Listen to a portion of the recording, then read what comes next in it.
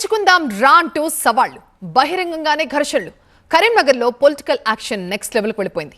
మాటలు హద్దులు దాటాయి, కర్రలతో దాడుల వరకు వెళ్ళింది. కేటీఆర్ వర్సెస్ బండి సంజయ్ అన్నట్టుగా మొదలైన రగడ కరీంనగర్ గడ్డ మీద హై టెన్షన్ పుట్టించింది. బీజేపీ శ్రేణుల రియాక్షన్తో ఉద్రిక్త వాతావరణం చోటు చేసుకుంది. కరీంనగర్ చరిత్రలో ఎన్నడూ లేని విధంగా రాజకీయాలు నడుస్తున్నాయి. ఇప్పుడు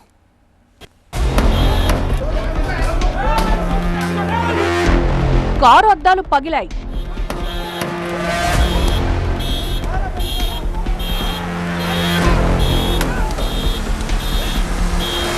కిటికీలు విరిగాయి, కుర్చీలు ముక్కలయ్యాయి. పూల కుండీలతో పాటు ఆ ప్రాంగణంలో ఉన్న వస్తువులన్నీ బద్దలయ్యాయి. కరీంనగర్ గడ్డ మీద రగులుకున్న రాజకీయ మంటలకు ప్రత్యక్ష ఉదాహరణలివి.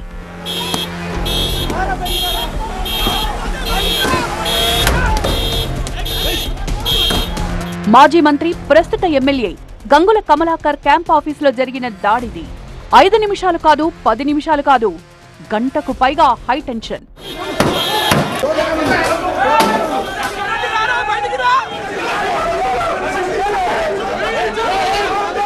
కేంద్ర మంత్రి బండి సంజయ్ పై కౌశిక్ రెడ్డి దురుసుగా మాట్లాడారంటూ ఆయన అనుచరులతో పాటు బీజేపీ కార్యకర్తలు ఆగ్రహంతో ఊగిపోయారు.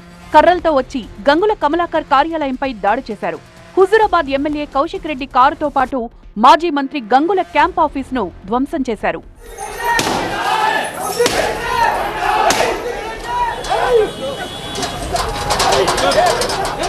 బీజేపీ కార్యకర్తలు ఇంతలా రియాక్ట్ కావడానికి కౌశిక్ రెడ్డి చేసిన వ్యాఖ్యలే కారణమంటున్నారు బీజేపీ కార్యకర్తలు. వాళ్లు చెప్తున్న దాని ప్రకారం కౌశిక్ రెడ్డి చేసిన దురుసు వ్యాఖ్యలేంటో మీరే వినండి. నీకు దమ్ము ధైర్యం ఉంటే నువ్వు మొగనువే అయితే నేను సవాల్ విసురుతున్నా కరీంనగర్ గడ్డ మీద నుంచి. రాయి గీతా భవన్ చౌరస్తాలో చెప్పు, నువ్వు టేక్ టైం మా కేటీఆర్ గారిని నేను తీసుకొని వస్తా. ఇలా ఏ సబ్జెక్ట్ మీద మాట్లాడదామో చెప్పు. ఇలా ఉట్టిగా మమ్మమ్మ తెత్తెత్తే పెబ్బెబ్బే కాదు.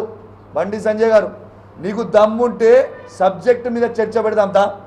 ఇలా తంబాకు తినుకుంటూ దాంట్లో డ్రగ్స్ మిక్స్ చేసుకొని తంబాకు తింటేనే మీకు ఎంటికలను నూసిపోయిన సైడ్ ఎఫెక్ట్ గుండు అందుకే అయినరని నేను కూడా అనుకుంటున్నాను.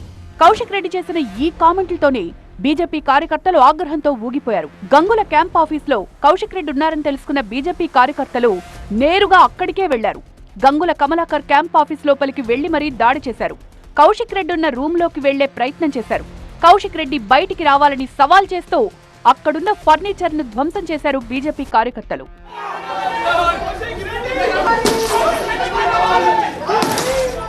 బీజేపీ కార్యకర్తలను చెదరగొట్టడానికి పోలీసులు నానా కష్టాలు పడాల్సొచ్చింది.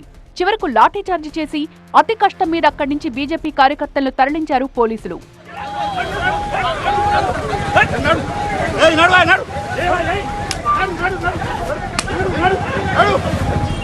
దాడి తర్వాత బండి సంజయ్, రేవంత్ రెడ్డిపై తీవ్ర స్థాయిలో పాడి కౌశిక్ విరుచుకుపడ్డారు. బీజేపీ కార్యకర్తలు చేసిన దాడి తీరును చూస్తుంటే తనను చంపడానికే వచ్చినట్టుగా ఉందన్నారు ఎమ్మెల్యే కౌశిక్ రెడ్డి.